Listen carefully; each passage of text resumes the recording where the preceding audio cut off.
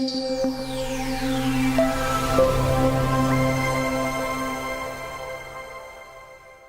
guys, welcome to SolidCross.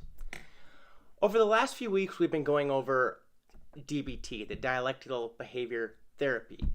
I've done an episode on mindfulness, which I will put in a link above.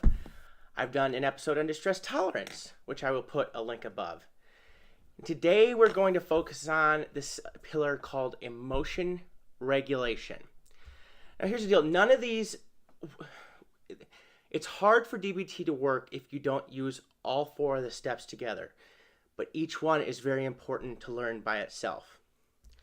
Now, here's the basis of emotion regulation. It can get deep, psychological, big word stuff. I'm going to try to keep it simple. There are primary and secondary emotions. A primary would be, I'm angry. A secondary would be, after I was angry and yelled at somebody and didn't calm myself down first, then I feel guilt. So the secondary emotion there is guilt. Shame could also be the secondary emotion because you were shameful and why you got angry. So the biggest part of emotion regulation is feeling a primary emotion and not having it lead to a secondary emotion that can be negative. And that takes practice. Years of practice. We all experience moments when our emotions control our actions. It's human nature. It's natural. When this happens, we almost always often regret what we say, wish, do, anything that happened there. We wish we could go back. There are a few techniques, to do this, and mindfulness is a decent technique to practice with that, but that's in a whole different category by itself.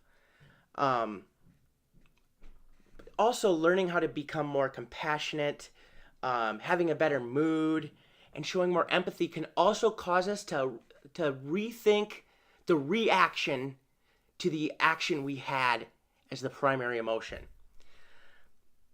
So in a nutshell, emotion regulation is the processes by which individuals influence their emotions.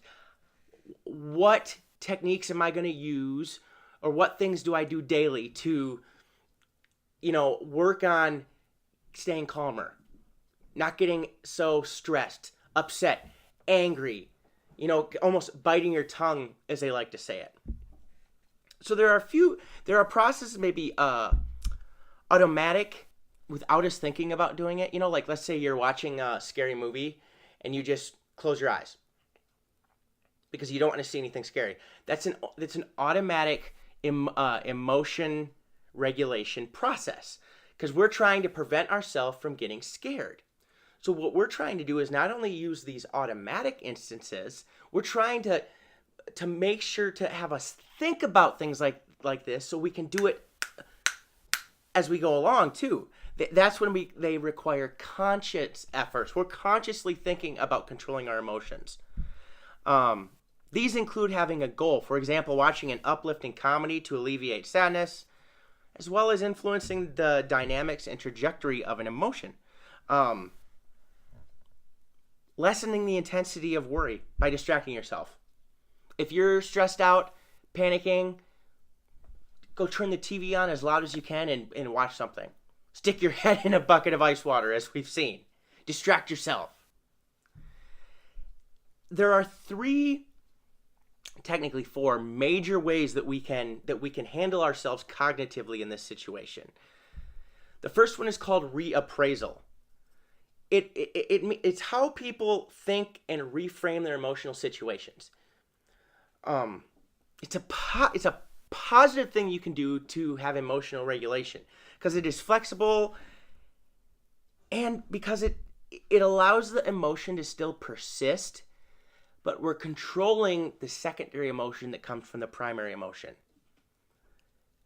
Reappraisal beforehand can lead to lower levels of depression, sadness, anger, whatsoever, because before we go into a situation, we always know going into a situation if it's going to be potentially good, potentially bad, good, or bad. So before we step into that conversation, let's say there's a door, and inside this little building is the situation we have to handle. Before we open that door, let's think, okay, Could this really be that bad?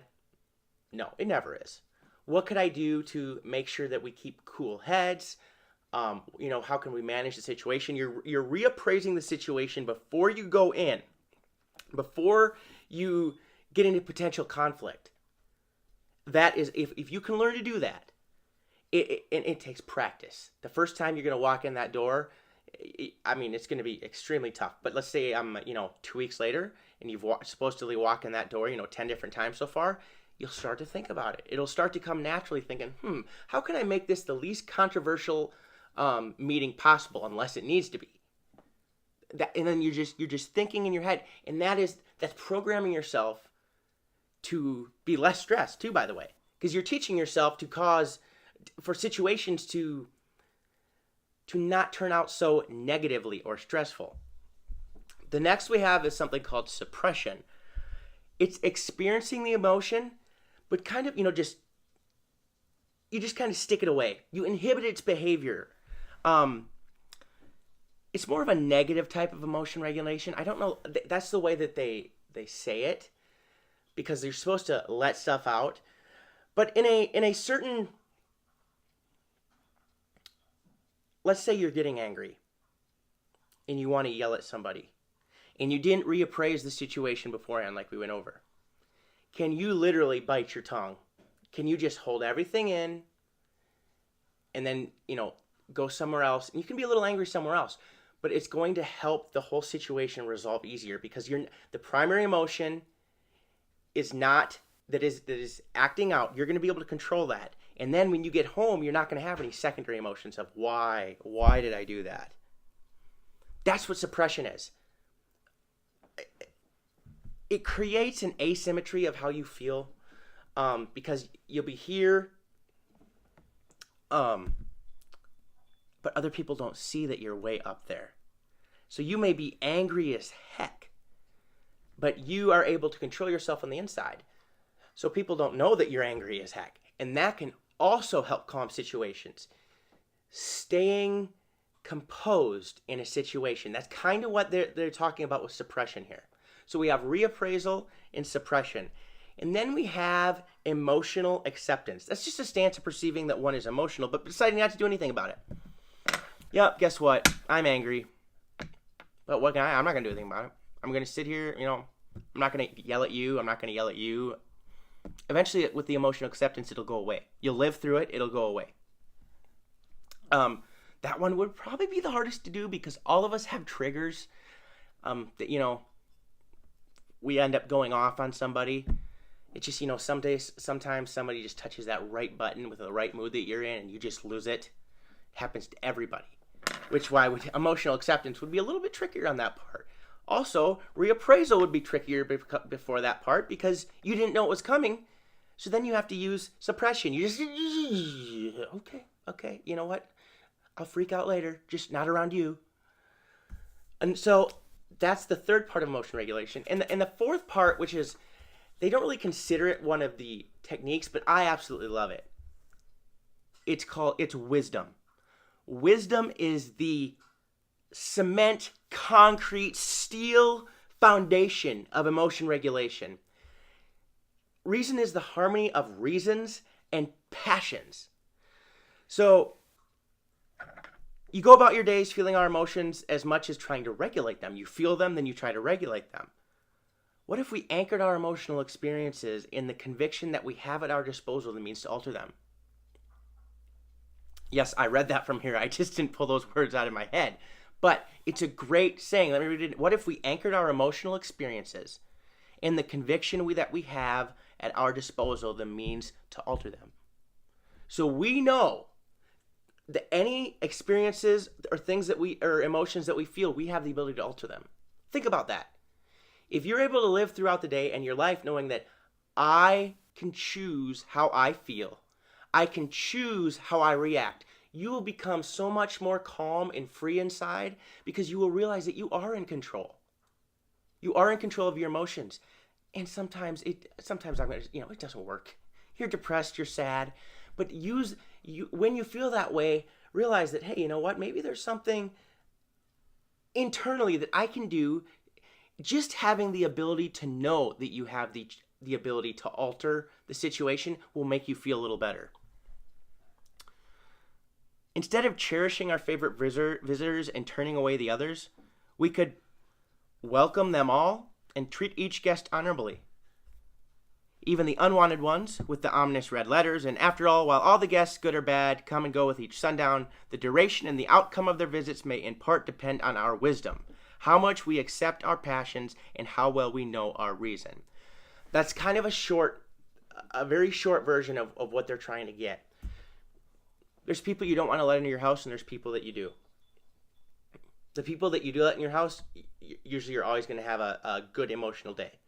The people that you don't let in your house, let's imagine you letting them in their house. And at the end of the day, having the same attitude as if just the good people came in your house. Being able to balance your emotions through emotional regulation. It's more complex to me, too, than the other. It's not as straightforward as mindfulness and distress tolerance. I'm not sticking my head in a bucket of water just to get it.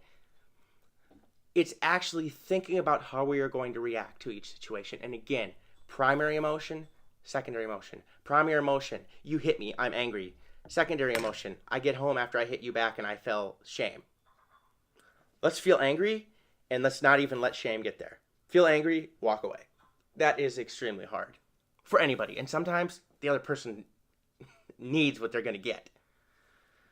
But in a situation where we are struggling to maintain a sense of stability and calm, we have to learn to regulate our emotions better. I'm not saying this is easy. I mean, I'm not the guy to talk about regulating emotions.